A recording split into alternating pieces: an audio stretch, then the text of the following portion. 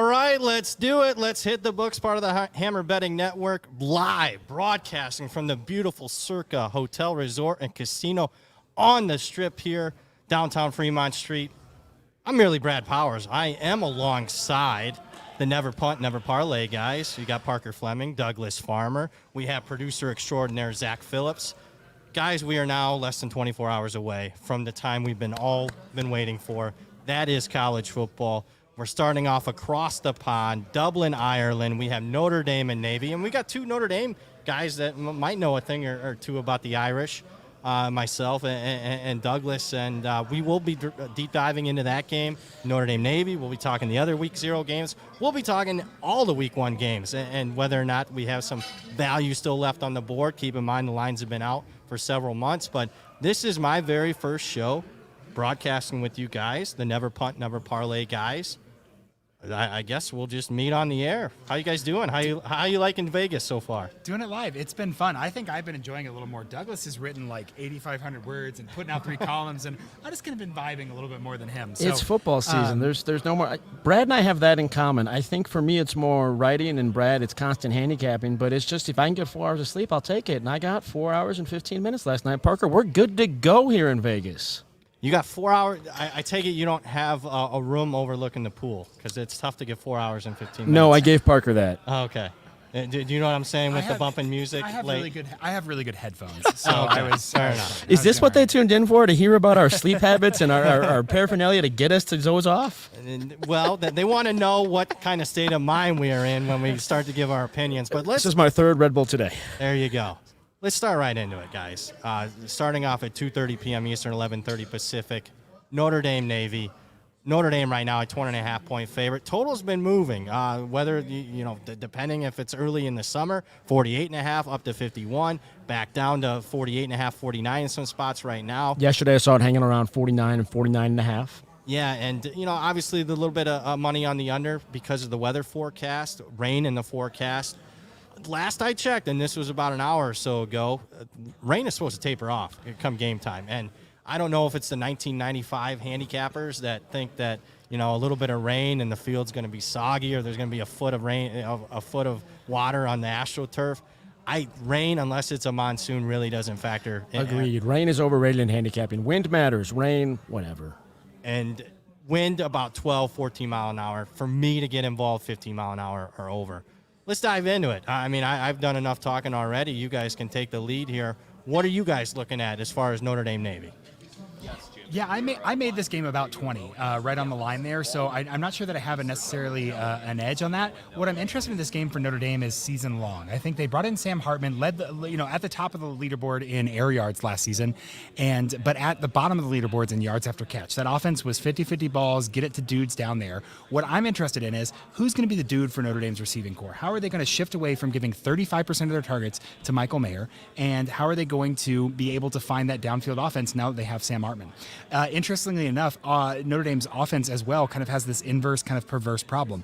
Their passing success rate was 81st in the nation. Their EPA per pass was 34th. Their rushing success rate was 21st in the nation. Their EPA per rush was 118th. So they need to figure out a way to kind of get those extremes more towards the middle, get that explosiveness consistently out of the run game, get that success consistently out of the passing game. What's that going to look like? I'm less worried about Notre Dame beating Navy than I am learning information for how that offense is going to look for the rest of the season. Yeah, and when you take a look at Notre Dame, I think a lot of the inconsistencies can be dwelled down to the quarterback position. Inconsistency there is why you got some inconsistent stats there. And look no further than last year's Notre Dame Navy game if you want the inconsistencies of all inconsistencies. Notre Dame 35 points in the first half of that game. Could not be stopped. Second half, Navy goes all-out blitz, cover 0. Notre Dame, forget scoring points, can't even get a first down. One total first down that second half. Douglas, I mean, you're the Notre Dame guy. I've been reading you. I mentioned this before we just went on the air. I've been reading your stuff for several years. I'm actually a fan. I'm glad to meet you in person. You know how to make a guy blush in the morning, Brad. Morning. I mean. Again, I got 4 hours sleep last night. The time is a social construct.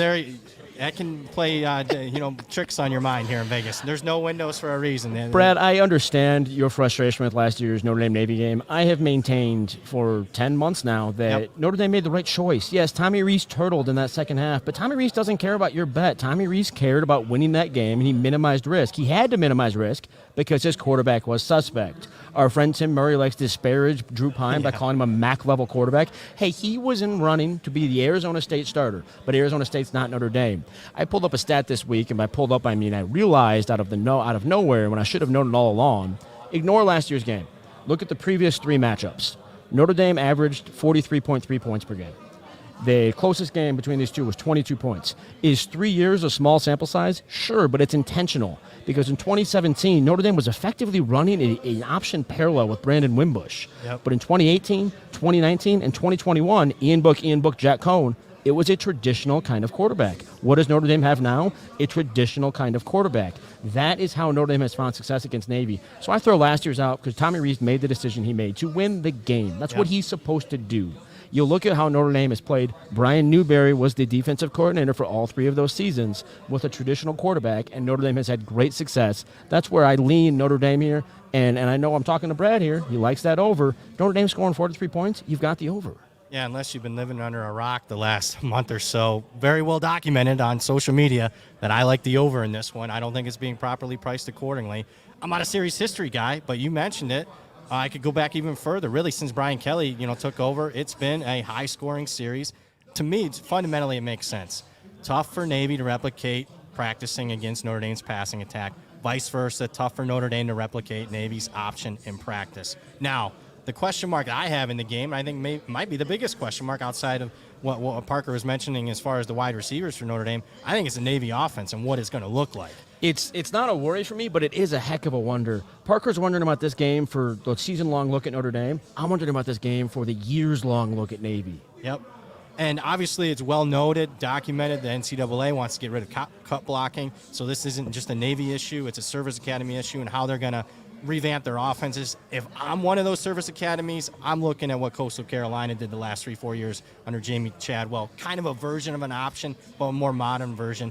I would expect maybe some similar concepts here, but the question I have, and probably one of the reasons why there's some resistance on the over here, is Navy's quarterback. I don't think they have the quarterback that's definitely Malcolm Perry's not walking through that door and hasn't the last 3 years. Keenan Reynolds isn't walking through that door. No, he's not. Well, and I think that's interesting because Navy's always kind of run like the weird flex bone. Like it's been probably the most exotic of the service academies, and they're still going to look different this year, especially with Ken N gone. But last season, like they weren't even kind of that charming explosive pass, even though they threw a couple passes. 105th in EPA per pass last season with 123rd passing success rate. They didn't even have a credible threat of, hey, every 8th play we're going to try to go downfield and break the top off. They've got to figure out how to restore the credible threat of that downfield attack against Notre Dame's offense or defense, though. 4th in EPA per pass last season, really, really stout and limiting explosiveness and only allowing a 34.2% passing success rate. I just don't know that Navy's going to be able to really generate anything here. I'm interested to see how they try, but I'm not optimistic that they're going to show us a lot in this first game here.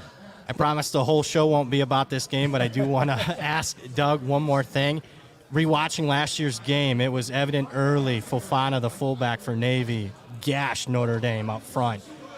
Golden made some adjustments in the second half, even though Navy's offense had some success, mainly due to the fact that Notre Dame's offense was going 3 and out every possession. What do you expect, from Al Golden's defense? Linebackers are there. J.T. Bertrand's going to play. He missed last year's game. I think that was a big loss there. What are you expecting to see from the Irish defense in this one? It was a bigger loss than even you, Brad Powers, Notre Dame superfan, may have realized, because J.D. Bertrand being out meant Jack Kaiser, another linebacker, couldn't play safety, which was the intended game plan, that they're going to move one of their most experienced linebackers to safety just to have that another diagnostic guy, a veteran, counter the triple option. So that alone can change things. Al Golden has simplified the defensive playbook this year. He criticized himself for that. Yep. He, if you remember, was the Cincinnati Bengals linebackers coach, that Super Bowl run. He didn't get to Notre Dame until a few weeks before spring practice last in 2022, and that he overdid things. He slowed that down. He's narrowed it in, and so that's another piece of your resistance, perhaps, that Notre Dame will make those adjustments and have a better timing against Navy's triple option.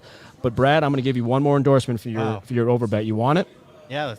Since Absolutely. Brian Kelly's second season, 2011, Notre Dame has cracked 50 points 3 times against Navy. Notre Dame would hit this over 3 times all on its own.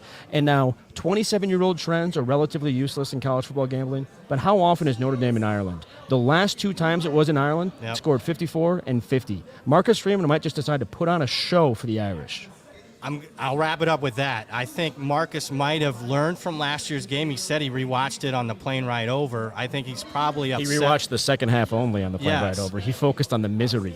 Yeah, so I think if the opportunity is there, the foot on the gas pedal stays on in the second half, in my opinion. What a game to showcase Sam Hartman. And all those years you mentioned, I would argue right now on paper, Sam Hartman's a better quarterback than what Notre Dame's had. I mean, going all through those last 10, 12 years.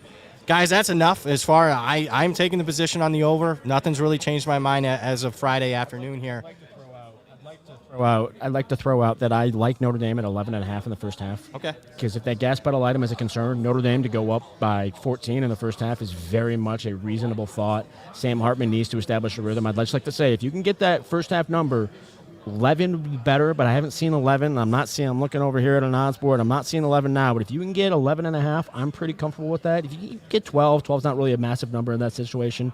I like Notre Dame first half spreads. Do you like anything derivative-wise, Parker? No. I think Douglas and I had talked about you could get Notre Dame in the first half here. This for me is a learn about both teams. Just my number's too close to where it sits at the market right now. And speaking about learning about teams, there's 6 other games on the Week 0 slate. I'm actually going to leave the board completely open to you guys. Is there another game or 2 that's really catching your eye? Or you're just setting up Parker. He's got one here he really likes. If Parker were looking for a way to enter the Circa competitions coming up, this is the game he would hit. If Parker wanted to find $1,000 to enter Circa Survivor in an NFL competition, which registration closes September 9th, you've got to come to Circa to register, but you get a proxy. You can play it from anywhere. If Parker were to do that, this is the game he would play because that's how much he likes this play. To join that Circa Survivor competition, he would make this bet, get that $1,000, join it, or maybe he would do the Circa Millions, which that's only $6 million. Circa Survivor is $8 million. Only $6 million. Circa Millions is an NFL against the spread competition. Again, you've got to come to Circa to sign up, but you get a proxy. You can do it from anywhere. It's got quarterly winnings throughout the season, and then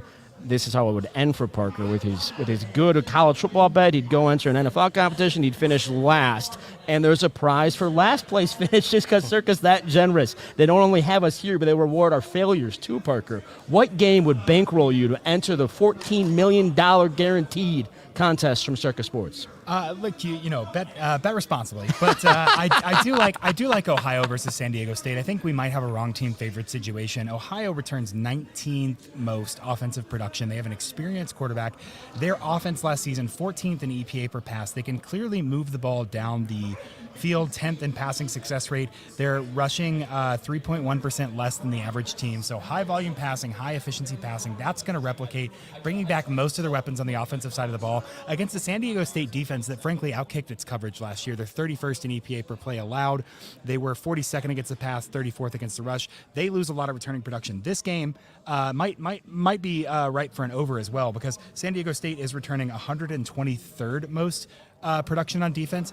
Ohio is returning the 133rd, the absolute last in FBS returning production. Not to mention Ohio last year gave up the most air yards of any FBS team. So this offense is an offense that can be passed against. Unfortunately, San Diego State's passing attack ranked 90th in explosiveness last year. Really couldn't string things together. I like Maiden. I like that San Diego State's going to try to go downfield. But the issue is, I think only 9% of his attempts were 20-plus yards downfield last year. He had a 23.5% turnover-worthy play rate, and he said a quote that sometimes they have lulls in practice. He said that as recently as August. Makes me very nervous. I think it's going to be a shootout. I think Ohio's going to be able to score enough against the San Diego State defense that the Aztecs defense is not going to keep up. Give me Ohio. I think you can still get that at plus 2.5. Give me all the way up to the money line to a pick 'em for Ohio this week. Parker, I like to warn you if I'm going to put you on the spot for something, but I didn't warn you on this one. I'm looking at your graph right here, and so I like to understand them a little bit better. You've got a total there, if I combine those two numbers, at about 43. You've got Ohio 22.75, San Diego nearly 21, 43, 44. The over-under right now is 48, 48.5, 49. Now, you're saying it could be a shootout. in your head, obviously you're saying shootout, so it goes a little further than your numbers. Is there a number there you like? San Diego shootout is you got a San Diego. I understand, but this is a big difference. That's why I'm bringing it up. Yes, Yeah. in this instance, a 47-point game for San Diego State could be a shootout. I'm wondering how high you like that up to. I think if that's 48, I mean, I'm looking at, again, with my numbers and where it's at, 46, 47 is getting us still pretty comfortably. That's right now if you want to go over. Oh, if you want to go If you want to go over. You're saying shootout, I assume over. Oh, no. So I'm saying a San Diego shootout, but it's still hitting. Okay. I'm glad I asked. I'm very glad I asked. Scoring 28 points here would be absurd. Yeah, very glad I asked. That was not what I was hearing. Very glad I asked. So even at 48, you still like that under? I would lean that way. I don't think that's the biggest value play because I do think that we're still learning about the clock rules and how teams are going to change their behavior with the new clock. And then it's a good thing you can get a 49. Absolutely. But yeah, I stronger play for Ohio plus 2.5. I will bring up the first mention of Joey Knish. He got us on Ohio. I was hoping he'd be a little bit more patient in the summer summer betting markets. I'm one to talk there, but he gave it out 5.5. Right, Zach? About a couple months ago. 4.5. Yeah. 4.5. Yeah. I'm a little envious. Well, that was the most widely available. So okay. Right now I'm looking at an odds board. There is a slightly juiced 3 on the market. Neg 118. We did finally see, it was one-way Ohio action all summer long. We did finally see some buyback. Makes sense. You threw a relatively key number. I will say this.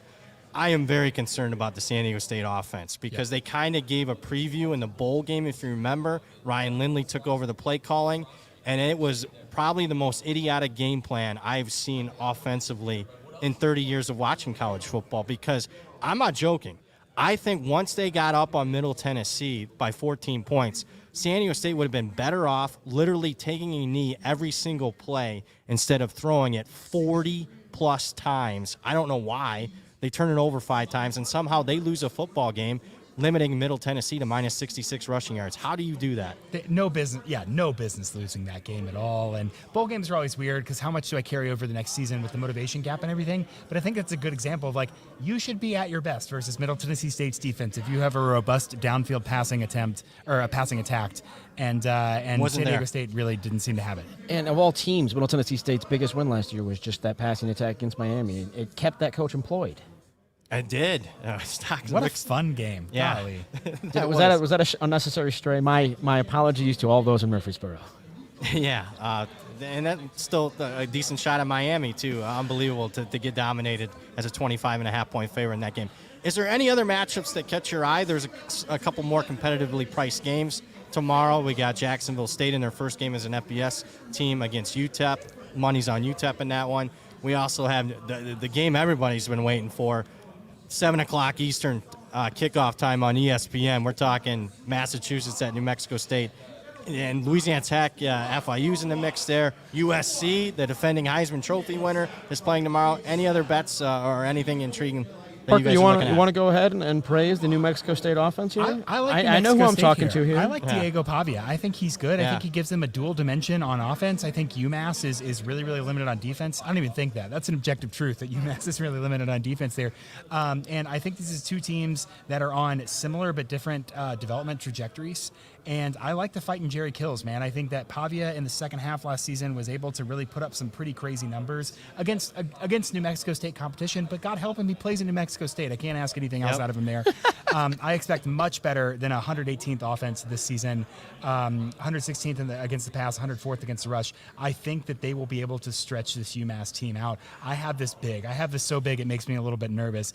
I think a lot of that is the returning production here. But if you can get, and I believe currently you can get New Mexico State 6.5. There's a whole lot of 7, mostly 7 on the board, but there is a far away 6.5. Yeah, so you got a 7 there. I'm pretty interested in that. I've talked myself through that this week. That I like Pavia, I like the quarterback advantage, and I think that Kills a coaching advantage over Don Brown right now. So Brad, that sounds like what I'm going to watch after Notre Dame is dispatched Navy because I'm going to need something while I'm working in the background. It sounds like that's going to be my play, and not no offense to FIU, Louisiana Tech, or You're not Hawaii, gonna Vanderbilt. Fight on? You're not going to watch the Trojans? Notre Dame's arch rival? I have a thought on USC. Or you don't have the Pac-12 network?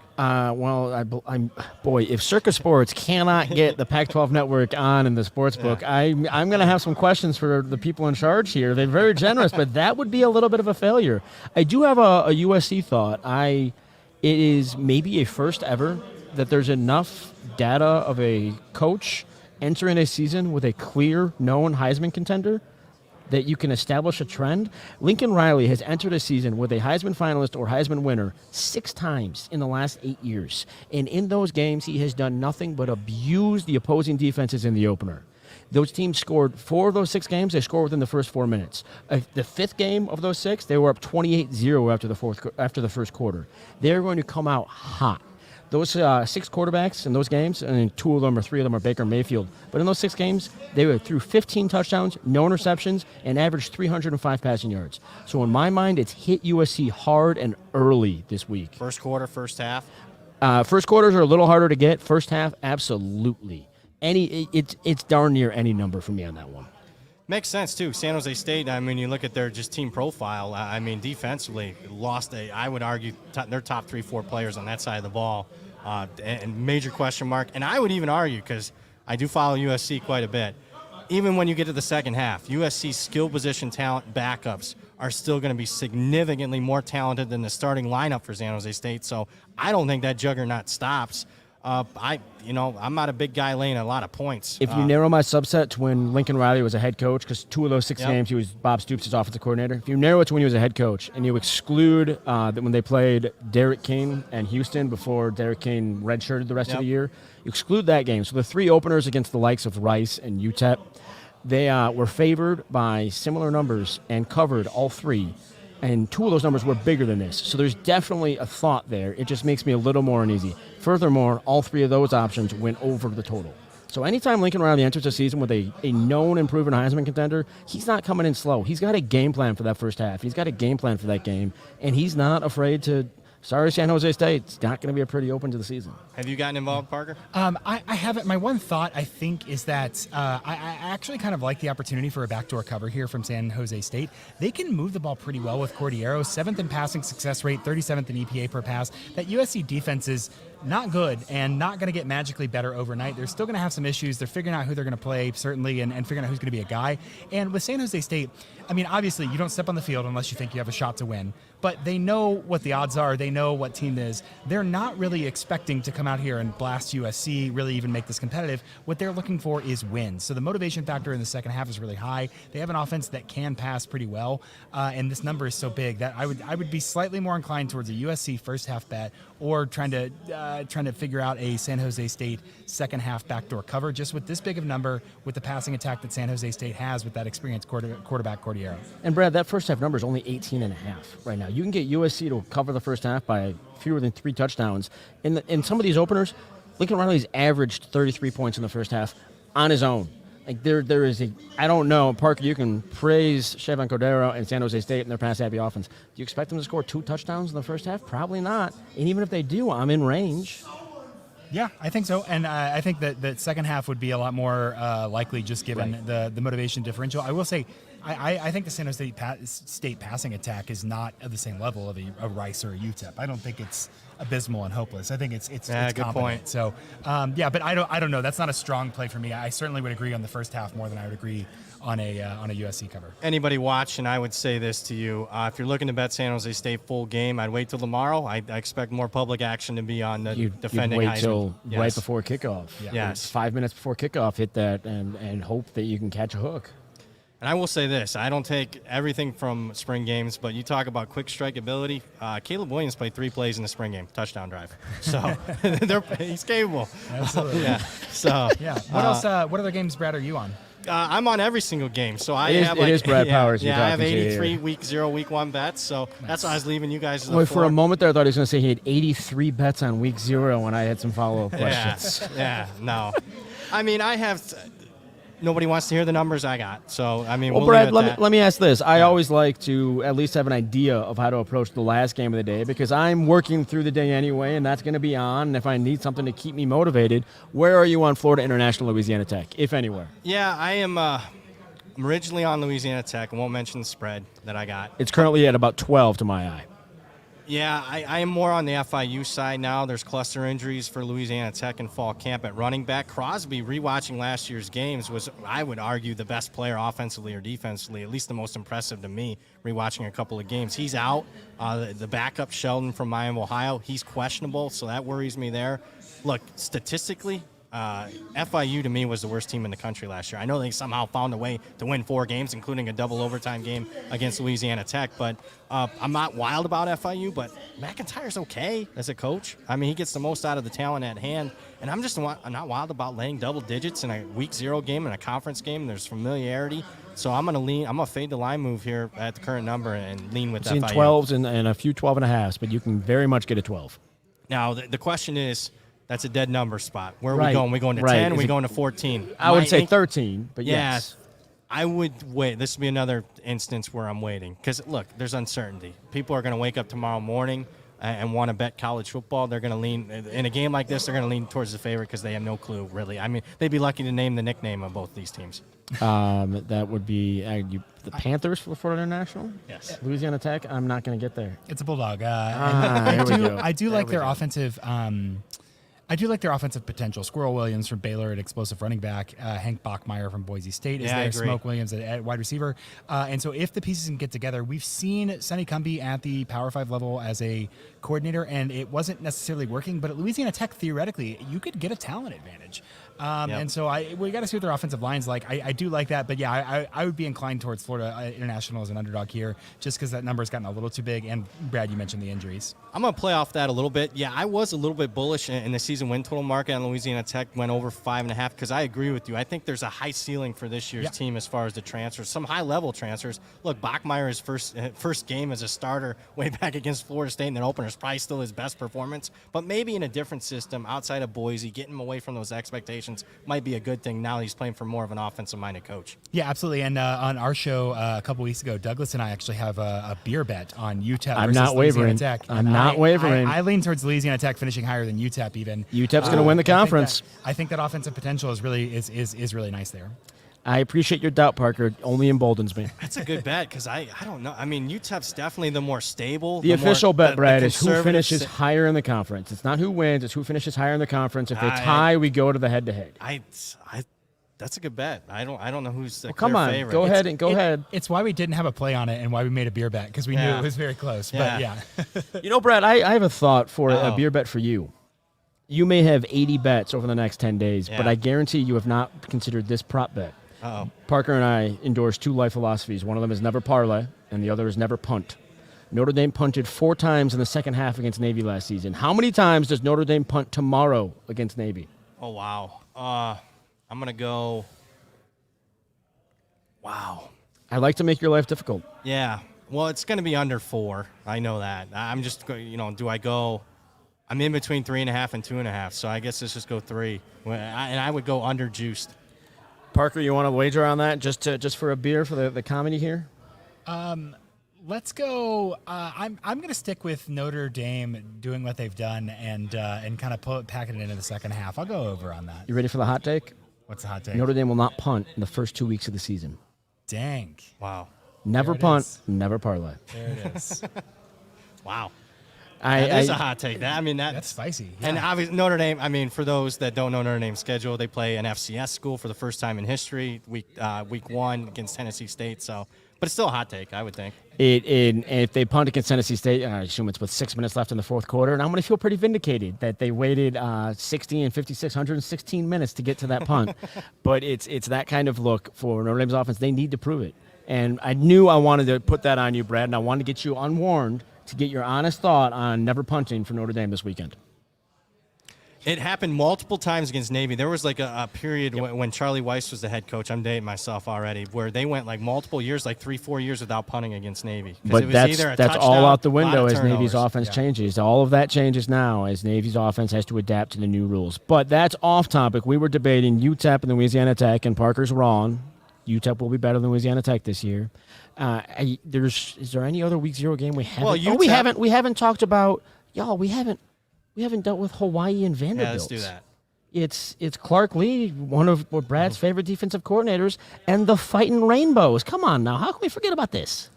I like this one a lot. I'm actually on Vanderbilt this week. I think that last season Mike Wright ran for like 300 or 200 something yards against Vanderbilt just with impunity, against Hawaii last season.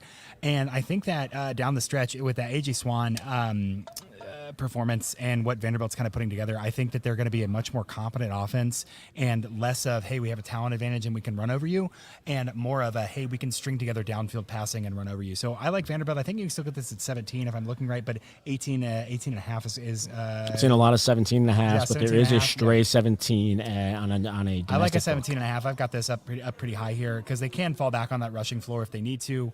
Hawaii, I think, in a little bit of a rough spot. I had them at 131st in EPA per play margin last season, and really didn't do much kind of competently at all. They're going to pass a lot and kind of try to sling it, against this Vanderbilt offense. But I really do think that that Vanderbilt's passing attack is going to be a little bit more of an actual threat this season rather than we can just run over you. And that's a little bit like, the Bobby Bowden thing of like you have crushing losses and then you get crushed. Like, or you get crushed, you have crushing losses, and then you win.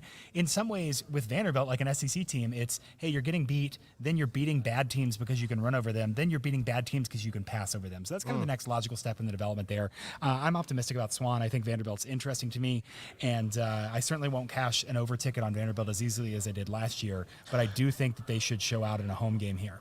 And I'm all for Vanderbilt praise because I am the proud owner of a Vanderbilt 1,000-1 to win the SEC simply on value. That is a proud piece of my itinerary at this point in life. What do you have on, Brad? What have you got on hand, Hawaii and Vanderbilt? So it's probably one of maybe 3 games where I haven't bet the side or total. I can get talked into both. I do like Clark Lee quite a bit. I hope they have patience with him. They should after the 2 SEC They gave him a contract ago. extension this summer. To me, that counts as patience. Yeah. Brad, in your world, if somebody gives you a contract extension, are they getting ready to get rid of you? Is there something I don't know I've here? seen it before. Maybe they're reducing the buyout. I've seen it happen. Look, I've seen it. I know it's Vanderbilt, but it is the SEC, and I've seen a guy win a national championship one year in 2010 and fired within 2 years. So, you never know with the SEC.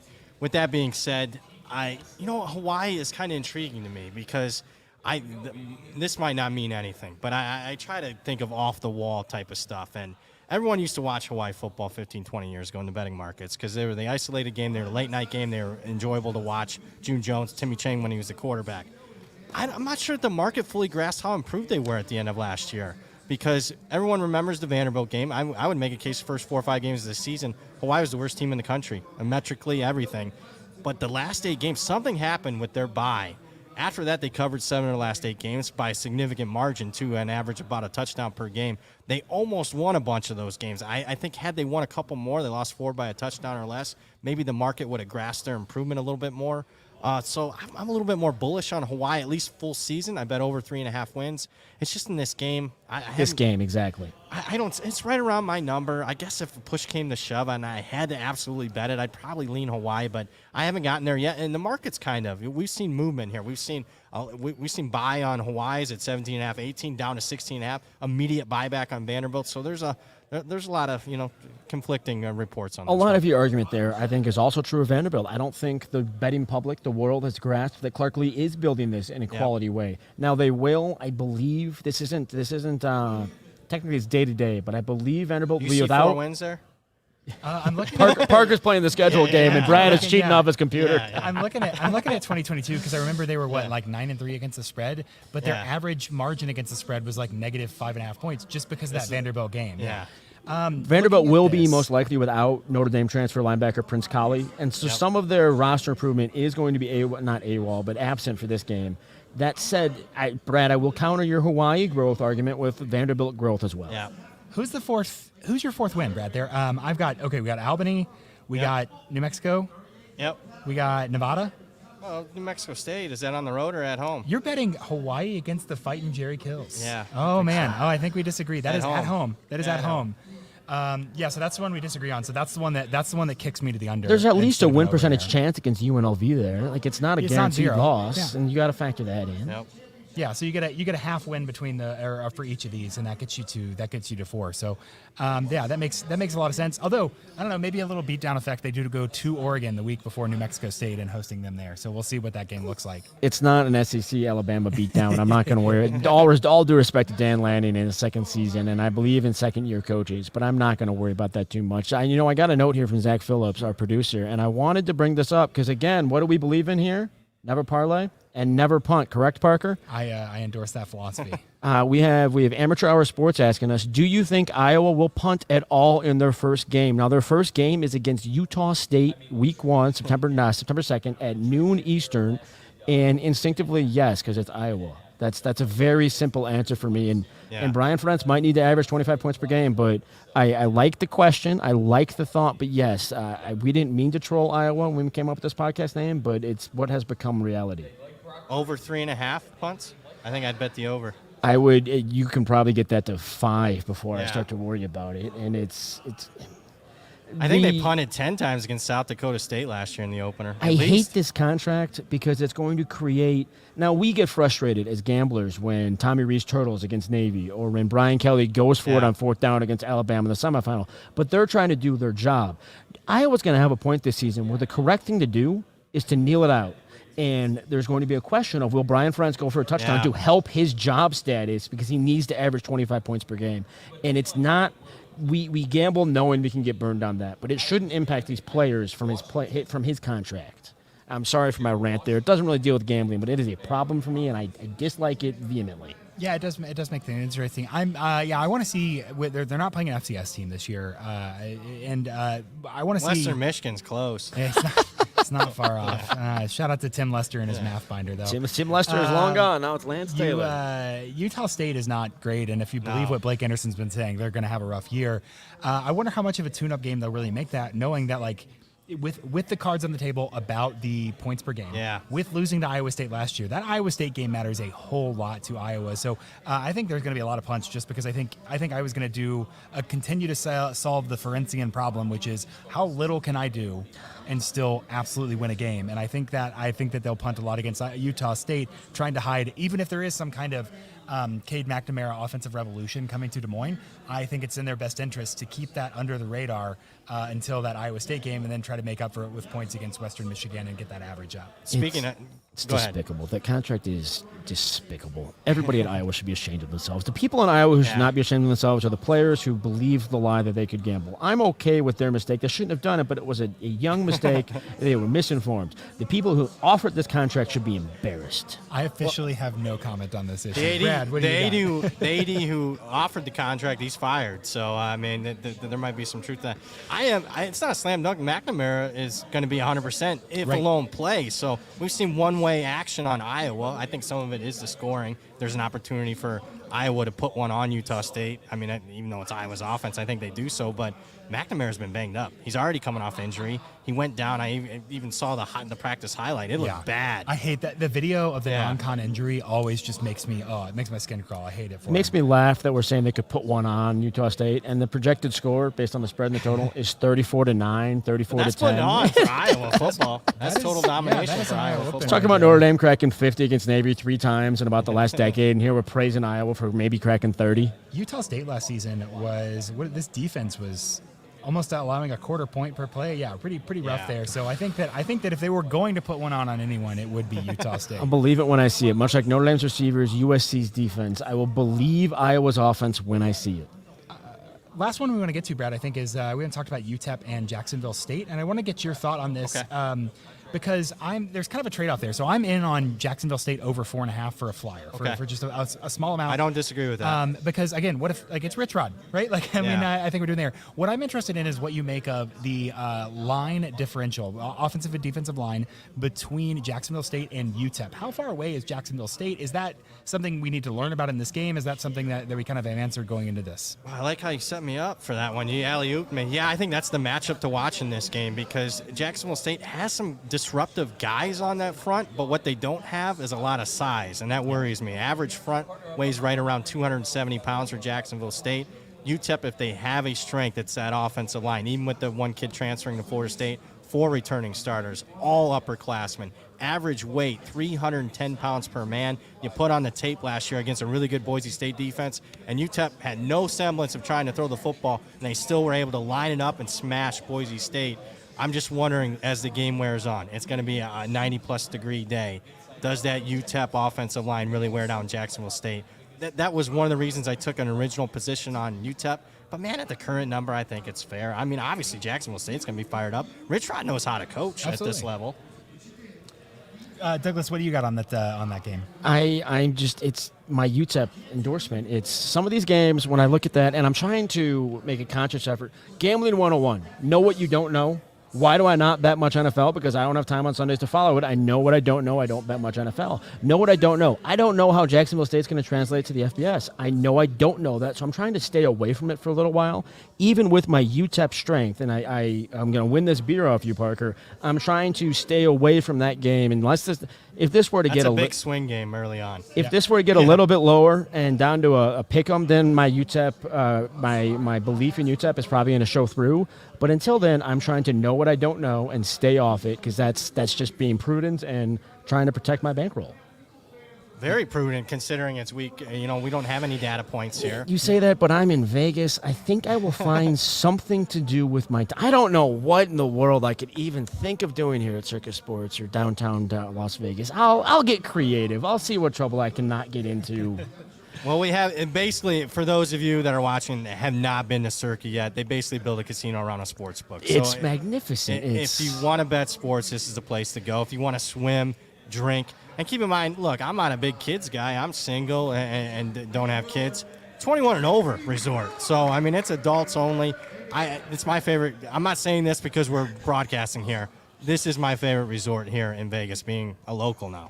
You have me now trying to think, is there somebody I believe in so much that I will speak out against Circa? And no, I mean, my favorite restaurant in the world is a half mile away. It's all a great setup, and it's very courteous of them, very considerate of them, very just generous to put us up like this and have us broadcast from this. Wow, that's a really high ceiling. I got distracted. It's a really nice place, and I like it a lot. But I should bring us back to football because I was asked a question here that I feel very strongly about.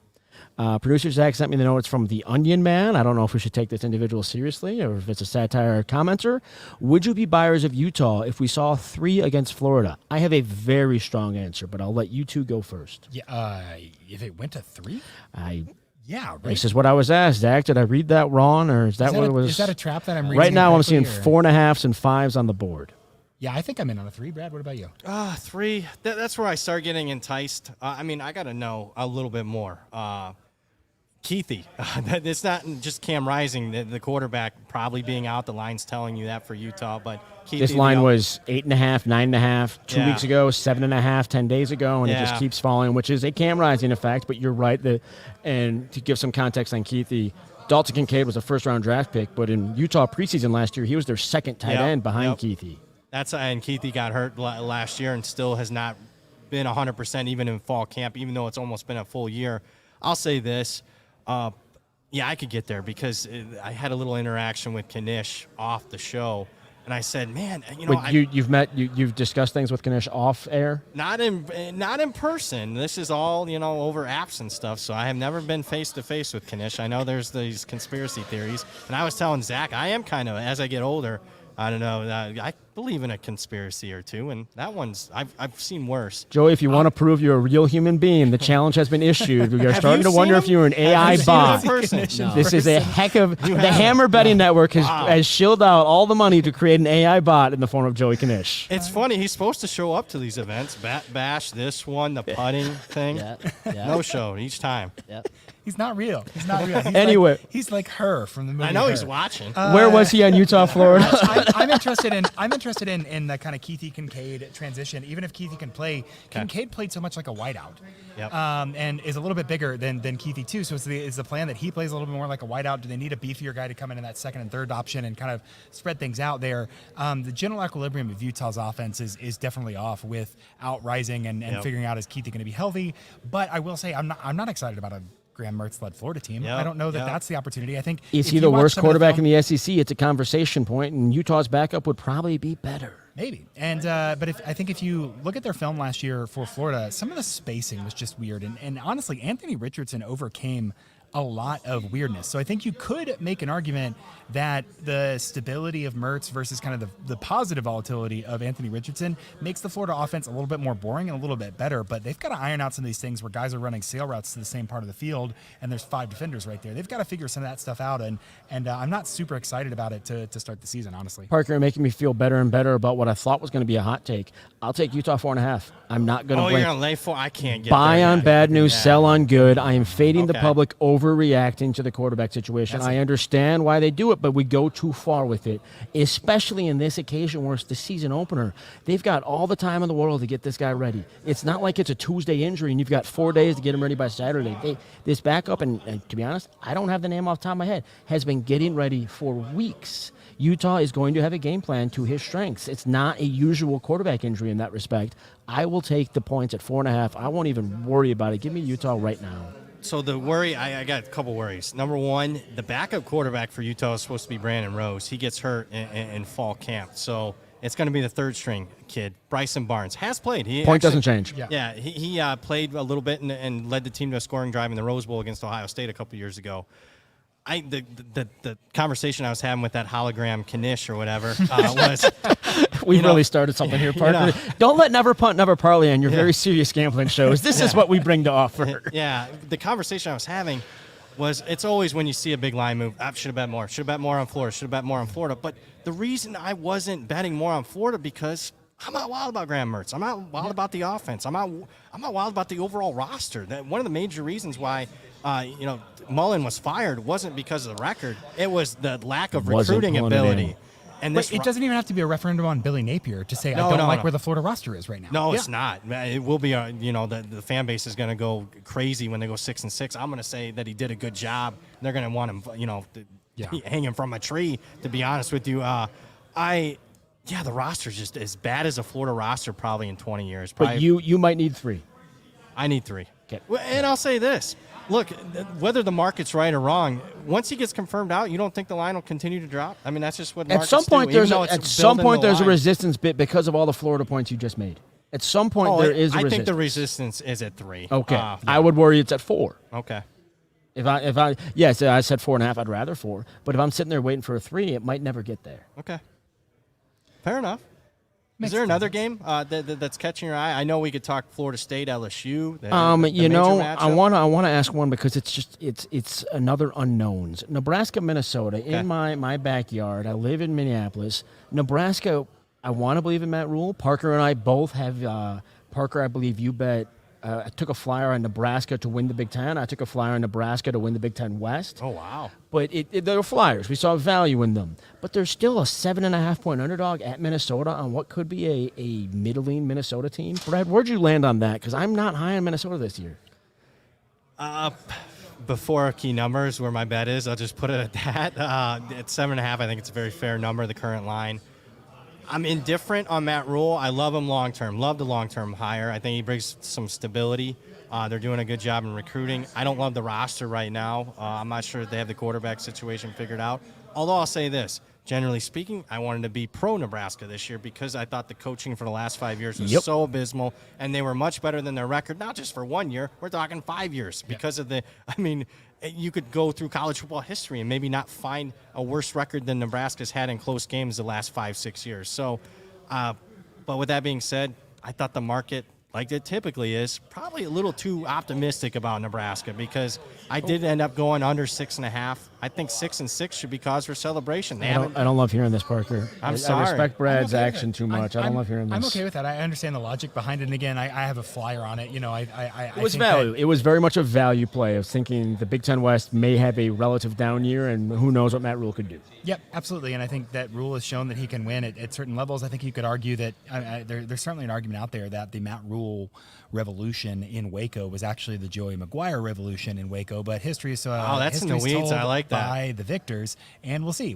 long term kind of how that all lands out. I certainly have an eye on Waco this season with Dave Aranda, kind of first year having his guys in the defense, and we'll see how that looks. But with Notre Dame and Nebraska and Minnesota, I'm interested. Minnesota's in kind of a weird position where they return some skill guys, but lose the quarterback and might have to dramatically change the offense. Lose the best running back in program history. And lose arguably, I suppose they might have to just. They bring back the wide receivers and might have to move away from running a glance RPO 95% of the time or whatever it is. And I'm interested in kind of how that affects their offense and kind of the governor on that offense. I'm inclined to believe they're going to be much more traditional. I wasn't certainly. I'm gonna botch his name, Kaliakmanis.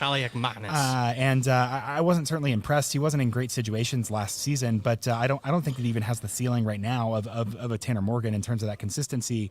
They're going to have to figure out what is our identity now that we can't rely on this rushing floor to really kind of dominate. So I would lean a little bit towards Nebraska earlier here, maybe a feel-good win for Rule that gets them a game day or something, and then they get back down to earth. Brad, I've got to give you some credit there. Every podcast I've heard all summer only refers to Minnesota's quarterback as the Greek passer or whatever it may be, and here you go, dropping the actual pronunciation on us. That's more than handicapping. That's caring. I agree with Parker, though. I think his arm talent's better than Tanner Morgan. I thought Tanner had a noodle arm the last couple of years, but I think from a consistency aspect, I'd be worried. I'm honestly not worried about the running back position for Minnesota or a receiver or tight end. That Spam Ford kid at tight end's really good. Yeah. I'm actually, believe it or not, concerned a little bit about the offensive line. They lost a lot of their interior guys, and man, watching the spring game, they just didn't look the part yet, like you would typically see from a Minnesota offensive line. I am on both sides of this game. When the news broke about there could be some locker room issues with Minnesota, you know how that is. Like with today's news, it just spreads like wildfire. So I ended up taking Nebraska plus 7.5. I'm very comfortable going on the record and saying that was kind of a gross way to try to capitalize on the Northwestern situation and get some clicks. I don't think I'm less believing that there's going to be any fallout for Minnesota in terms of even interior culture or how they do things or how the players care about that program. There was a bigger PJ Fleck worry a year and a half ago than whatever this nonsense was. Yeah. So, but I think it's fair. It does ripple through, and the market responds to it, and that's part of being sharp here is understanding that these lines are assets, and we need to figure out how they're going to move, and not whether it's right or wrong, but how they're going to move. We did have a question I see here in the comments, Brad, about FCS lines. Well, Parker, before you get to that one, let's stick with week one. We've got a question right behind that, another week one line while we're on week one. Brady Dawley asks, North Carolina State, UConn. Heard arguments for both sides. I'm seeing that at 14.5 or 15. Obviously, North Carolina State favored against the Fighting Jim Moras. I'm high on North Carolina State this year because of potential, but getting them early in the season is going to be an overbuy, which at that point, if I can get 15, I'm on UConn. I have a UConn ticket in pocket. I think anything above 14 certainly a lean there. I don't think – look, Jim Mora Jr. did an unbelievable job last year getting them team to bowl eligibility, and it wasn't like they were fortunate. This was a team that was banged up as any team in college football to skill positions. They had to play a freshman quarterback. They had to get down to a third-string running back last year. So I actually think this year's team's bigger, stronger, faster, deeper, almost across the board. And if that's the case with NC State having a brand new offense, maybe there's some things they got to work out. They certainly didn't think they had the wide receiver position worked out. They had to go and get Bradley Rosner from Rice late in the summer. So he's a quality player by all means. Yeah, no question he is. He's going to start immediately. That's how bad their wide receiver room was. I do like the defensive philosophy for NC State. I think it's as underrated a defense as any in the country.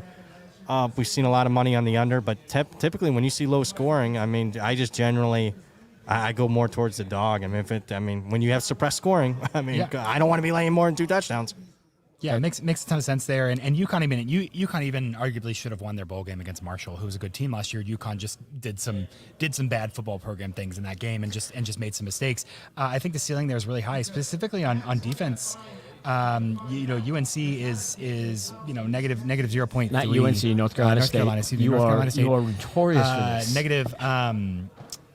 Negative 0.3 EPA per play last year, and the offense wasn't great even with Leary healthy. I don't know that Armstrong is necessarily the magic weapon, but I do think that Doran is sharp enough to say we need to know what we've got and get as many reps against live football teams as we can, and they are going to chuck it. So I'm interested to see how UConn can kind of stress test, will respond to the stress test of high volume slinging it downfield that we'll see with Armstrong there. And of course, there's the obvious. If you've got 15 as is available, that's setting up for a backdoor cover. UConn's at home. There's even more reason for them to actually play the fourth quarter if they're down a good bit. That's sitting right there. Now, Parker, you started to bring up, we were asked by this Max Hacker or Hawker. I'm not seeing my screen very well. Any FCS lines we want to hit? Are there any FCS coming out tomorrow? North Alabama Mercer is at 3:30 Eastern, and then Fordham Albany is at 7 Eastern. Are there anything there you're looking to see, Brad? I think you're more the FCS expert here. I'm out entirely on FCS. Yeah, I'm in. I would love to tell you all, but I mean, I'd tell you, but then the old Top Gun line, I'd have to kill you because I mean, it's going to be a race to get those lines. I mean, you don't have to be Elon Musk to figure some of those out. There's one team playing tomorrow that lost most of their roster. I'm not sure that they're going to be priced accordingly well after a historic outlier high, the best team in the history of the program. Again, process of elimination, you figure out who that team is. Their former coach is in the news a lot, let me put it that way. So I'll be wanting to fade them. And then there'll be some other plays. But unfortunately, those lines aren't out yet. And when they do hit the board, it's a race for guys like myself. Sometime early in the morning?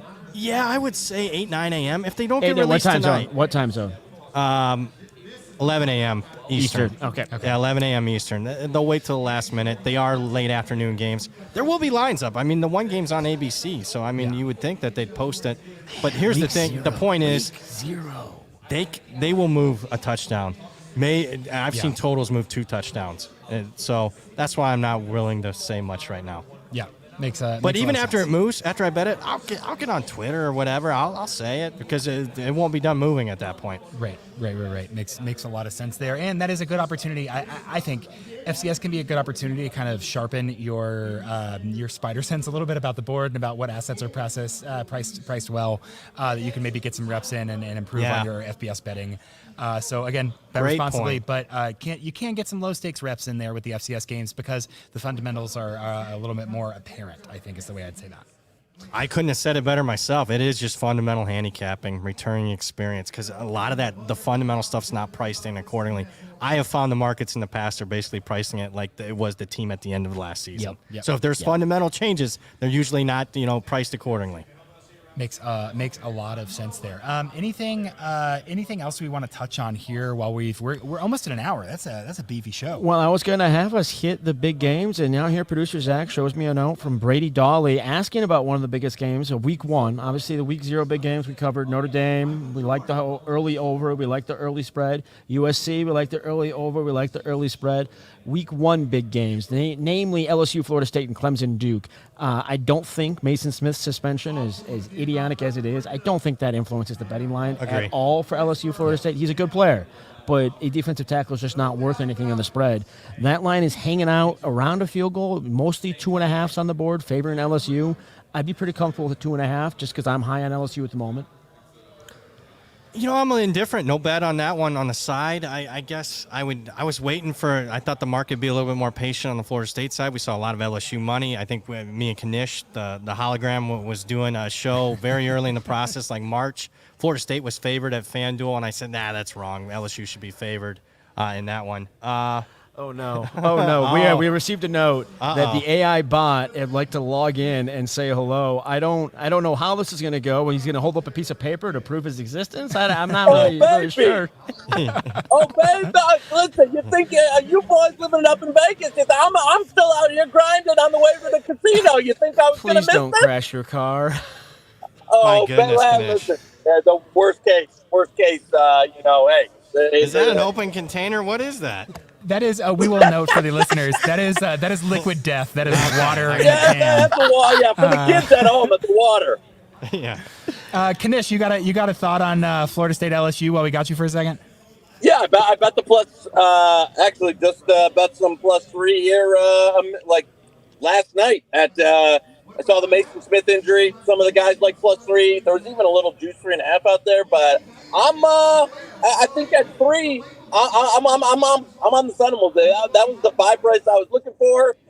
Apparently, you can't get an autograph 3 years ago anymore and play college football. But NCAA is I'm in nothing on the but 3. idiotically consistent. Idiotically consistent from the NCAA on that one. Knish, while we still have you before you wreck your car there, Clemson Duke is around 12.5, 13.5. I'm seeing both on the board. Where do you land on that as one of the other big Week 1 games? This is a HTB Powers and Knish head to head. He bet, now granted, he bet Clemson at a much better number that's available. I did play some 13. I think some 13.5 was available. Finally took 15, but I like Duke in the under in that one. So I think I don't know if there's a 13 still out there, but it'd be Duke for me at 13.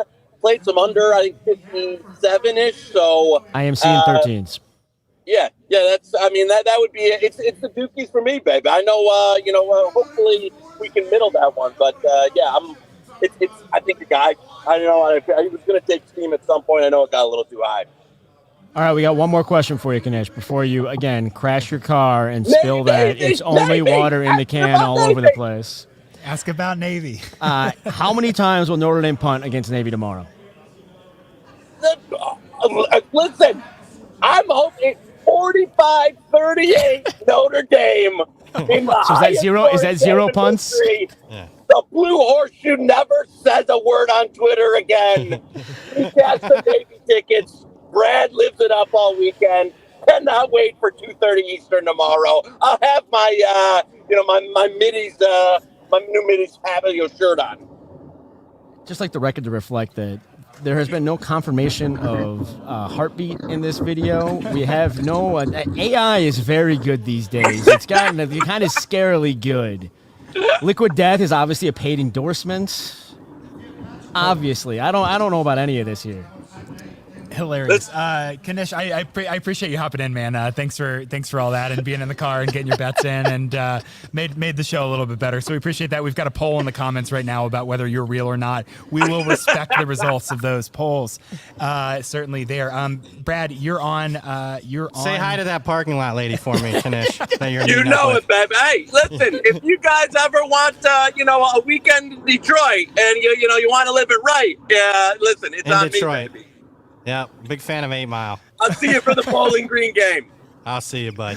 Appreciate it, Knish. Thanks, man. Hey, guys. You, Brad, are on the other side of that Clemson and Duke game. You're on Clemson there? Yeah, 2 reasons. Number one, I think the Garrett Riley hire is a significant upgrade. Whether or not you think you'd want a bigger sample size as far as Garrett Riley calling plays and whatnot, I don't care. What his level is. I know it's better than what Clemson's had calling plays the last couple of years. I like that Dabo Swinney finally went outside the family and made a hire like that.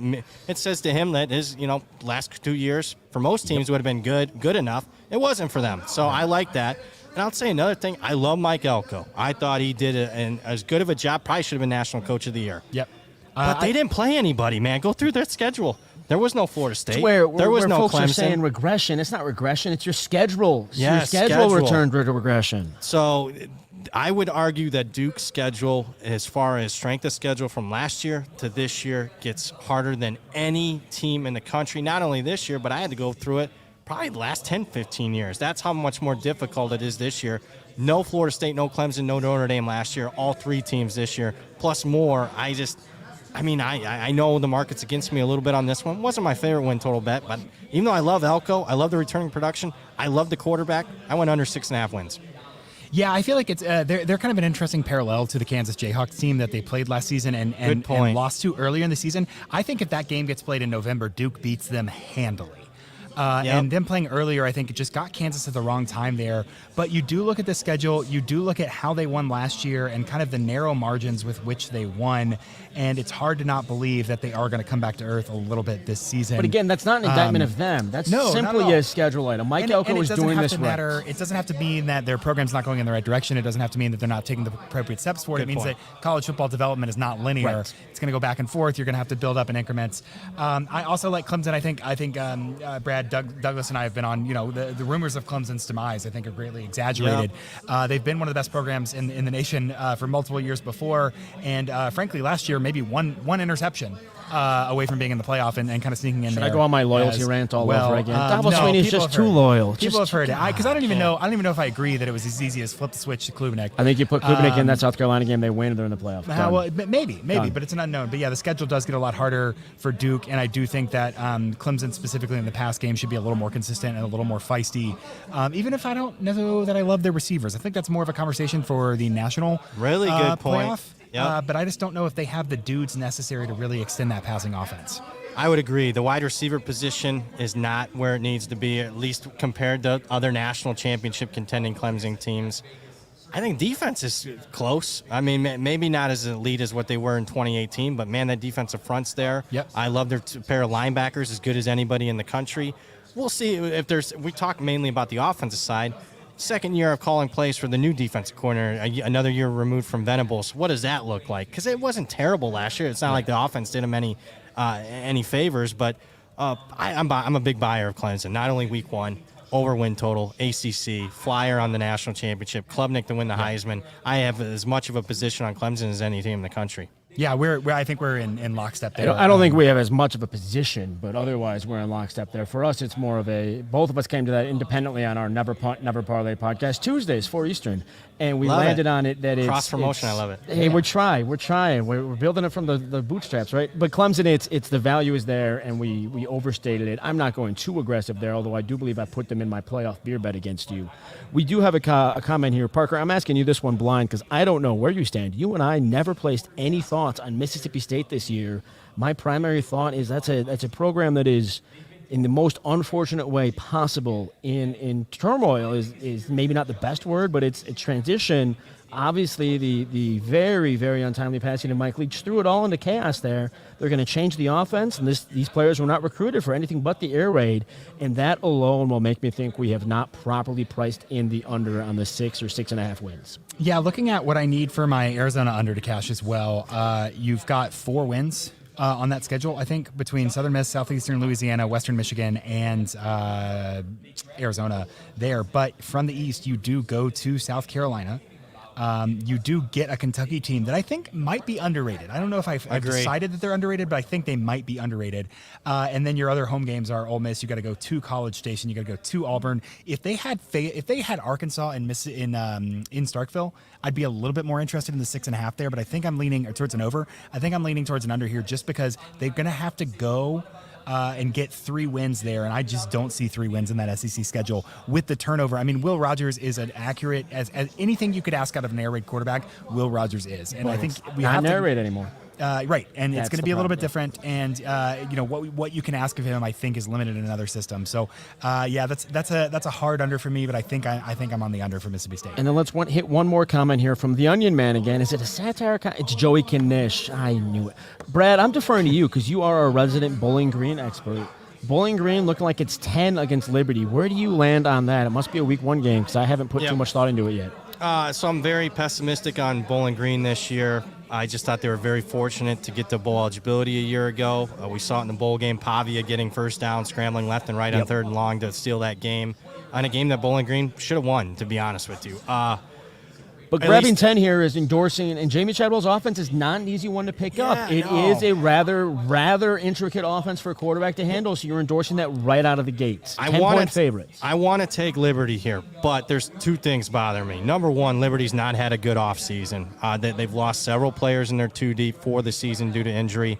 They had an unfortunate player death, and, forget it was a true freshman kid, but what that does in a locker room. Yes. Yeah, we saw with San Jose State was rock solid at the start of last season. They had an unfortunate player death. They were not the same and the rest of the season. That's only human, only human for anybody, but we're talking about 18 to 22-year-olds. Yeah, it's a difficult item to handle. Why is football important? You start asking questions like that. So I don't like that. And then, just pull behind the curtain. Right Angle Sports gave out BG a couple days ago, so I don't want to get in front of that. Do you remember what the number they gave out at? I missed it. 12. But I will say this. With that being said, 12 to 10 is not a huge number jump. With that being said, if I got a 9.5, I'll lay it with Liberty. All right, we should get out of here, and at some point, let Circa have some of our other business. I think Parker and I might go have a beer. It is Friday. We should go celebrate Friday in the way that's appropriate. Indeed it is. But before we go, one last week 0 thought from each of you. Any idea, anything we haven't mentioned, or one thing you are... If you were going to put $100 down right now, not saying you will, but if you were, what line would you hit right now as we get out of here? I am on the over in Notre Dame Navy. You are on the over in Notre Dame Navy until you die. Yeah, I mean, it's literally going to be almost a life and death situation. I don't want that. It's not ideal for the first game of the season, but that's how important it'll be. Brad, I believe we're watching that together. I will be stressed working, and you will be stressed on that. We're going to be a really, really relaxing couple of guys to be around. And on that note, the one line that I like, and I placed a bet on it simply for the gimmick of having the ticket with me here, Notre Dame first half, you get 11.5 or even a 12. Anything under 2 touchdowns, I'm very much on board with that. Notre Dame first half tomorrow against Navy. You got one? I can get a Vanderbilt team total at 37.5.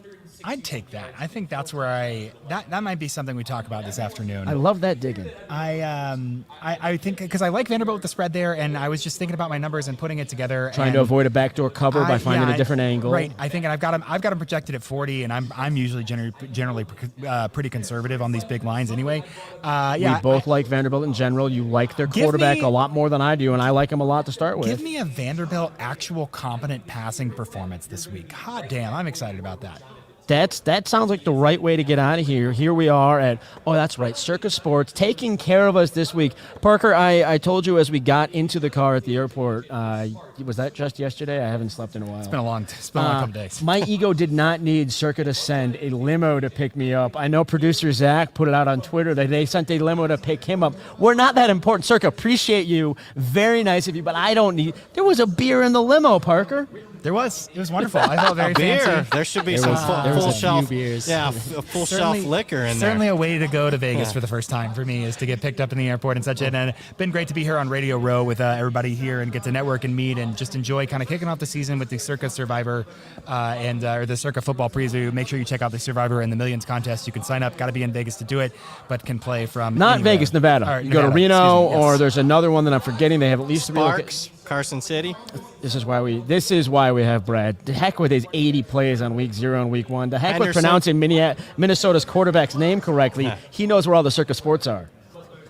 Love it. There's quite a few of them, but I'll tell you what, though, the crown jewel is right here at the Circa Resort and Hotel, my favorite hotel. Absolutely. I haven't been out to the pool yet. Excited to get there in a few. Brad. I mean, you're a little fair skin. I mean, I don't know if that'd be best. I have this long sleeve shirt. It's UV protecting. Okay. I have been on air with red hair more this week between the two of you and Tim Murray than ever before in my entire life. Brad Powers, thanks so much for being here, man. People find you on Twitter at BradPowers7. Obviously, They know where you are. They're watching. I'm Parker Fleming at Stats of War on Twitter. This is Douglas Farmer at D_Farmer. Nailed it. Got it right there. Thanks for watching to the hopefully the first of a few in the future crossover episodes of Hit the Books HQ and Never Punt, Never Parlay. You can find both of those part of the Hammer Betting Network on YouTube at the Hit the Books HQ channel. Thanks for tuning in. Catch you soon. Let's play some football.